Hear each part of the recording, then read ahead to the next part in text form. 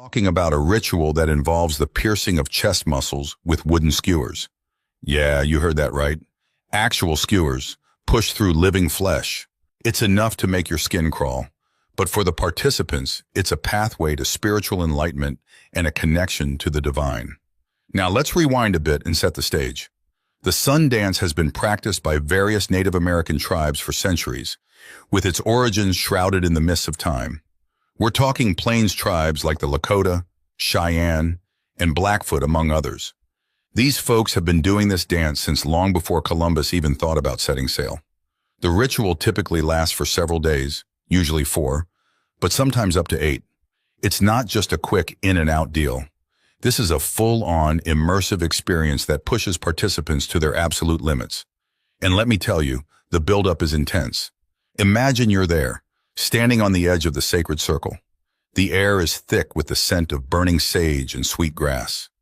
Elders move among the crowd, their weathered faces etched with the wisdom of ages. They're preparing the dancers, both physically and spiritually, for the ordeal to come. The dancers themselves, they've been fasting for days, purifying their bodies and minds. Some have spent time in sweat lodges, sweating out impurities and focusing their intentions. They're not just walking into this thing blind. No, sir, this is a carefully orchestrated spiritual journey. As the sun begins to set on the first day, the dancers gather in the center of the circle. They're adorned in traditional regalia, feathers and beads catching the last rays of sunlight. The drumming begins, a slow, steady beat that seems to pulse through the very earth beneath your feet. And then, oh boy, then it begins. The piercing. Now I know what you're thinking. Piercing? That doesn't sound so bad, but we're not talking about getting your ears done at the mall here, folks. This is the real deal. A medicine man, his hands steady and his eyes focused, approaches the first dancer.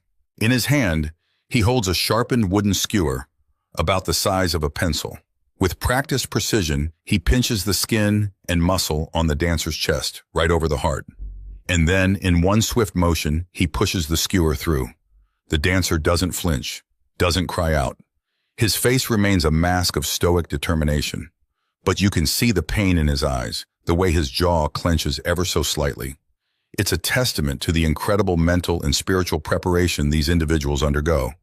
But here's the kicker. It's not over. Not by a long shot. Because now, attached to those skewers, are long rawhide ropes.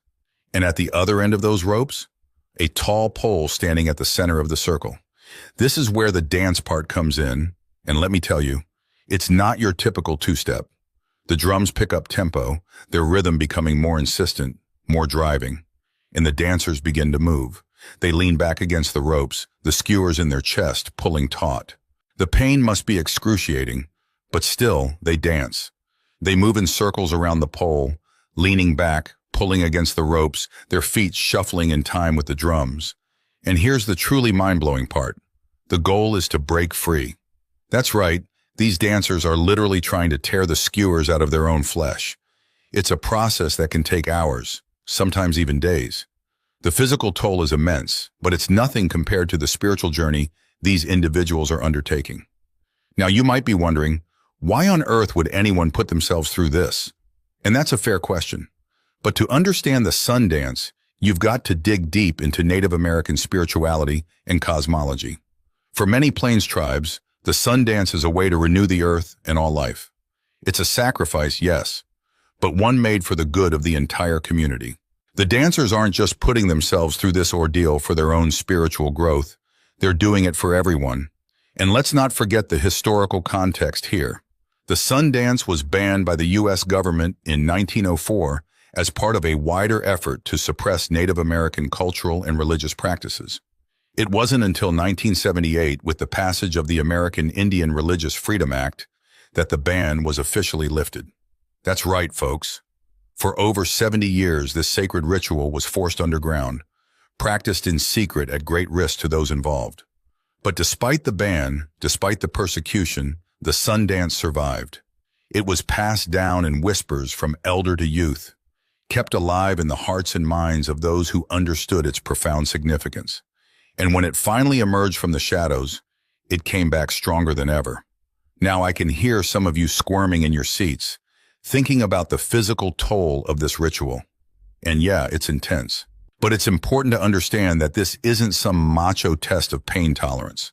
The physical ordeal is just one part of a much larger spiritual journey. During the dance, participants often experience visions. These aren't your garden variety daydreams, folks. We're talking full-on, technicolor, spiritually significant visions. Dancers have reported seeing ancestors, spirit animals, even future events. It's like their consciousness is expanded, allowing them to tap into something far beyond our everyday reality. And the community aspect can't be overstated. While the dancers are at the center of the ritual, everyone present plays a role. There are singers and drummers, keeping the rhythm that guides the dancers. There are helpers who offer water and support. And there are observers, their prayers and positive energy contributing to the overall spiritual power of the event. As the dance continues, day turns to night and back again. The dancers push on, their bodies streaked with sweat and paint, their eyes glazed with exhaustion and spiritual ecstasy. And then, finally it happens. With a sudden, wrenching movement, a dancer breaks free. The skewers tear from his flesh, leaving behind wounds that will eventually heal into scars, proud markers of his spiritual journey. One by one, the dancers break free. Some collapse from exhaustion, caught by waiting helpers. Others continue to dance, riding the wave of adrenaline and spiritual energy. And as the last dancer breaks free, a great cheer goes up from the crowd. It's a moment of collective catharsis, a release of tension that's been building for days. But even as the main part of the ritual concludes, the spiritual work continues. The dancers retreat to recover, their bodies battered but their spirits soaring. Many report feeling a profound sense of renewal, of connection to something greater than themselves. It's as if they've been reborn, emerging from the crucible of the sun dance as new beings. And the effects ripple out beyond just the dancers. The entire community feels renewed, strengthened by the sacrifice and dedication they've witnessed. It's a powerful reminder of the resilience of Native American cultures, of the deep spiritual traditions that have survived centuries of oppression and attempts at erasure. Now, I know what some of you might be thinking. Isn't this dangerous? What about infection? What about lasting damage? And those are valid concerns, but it's important to understand that this isn't some fly-by-night operation. The sun dance is conducted under the guidance of experienced elders and medicine people who know exactly what they're doing. Precautions are taken to minimize the risk of infection. The piercing implements are carefully sterilized, and the wounds are tended to with traditional medicines. And while yes, there is some physical risk involved, the dancers go into this with full awareness and acceptance of that risk. It's part of the sacrifice, part of what gives the ritual its power. But here's the thing, the sun dance isn't just some relic of the past. It's a living, breathing tradition that continues to evolve and adapt. In recent years, there's been a resurgence of interest in the sun dance among younger generations of Native Americans. It's seen as a way to reconnect with their cultural heritage, to reclaim traditions that were nearly lost to history. And it's not just Native Americans who are drawn to the sun dance. Anthropologists and religious scholars have long been fascinated by the ritual, studying its significance and its place in the broader context of world religions. Some have even drawn parallels between the sun dance and other spiritual practices that involve physical ordeals, like certain forms of Christian asceticism or Sufi mystic rituals. But make no mistake, the sun dance is uniquely Native American. It's not some New Age appropriation or watered down spiritual tourism. This is the real deal, a profound and intense spiritual practice that demands respect and understanding. As we wrap up our journey into the world of the sun dance, I want you to take a moment and really let it sink in. Think about the incredible strength, both physical and spiritual, required to participate in this ritual.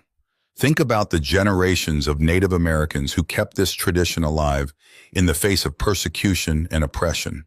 And think about what it means for a community to come together in this way, to support and uplift each other through such an intense spiritual journey.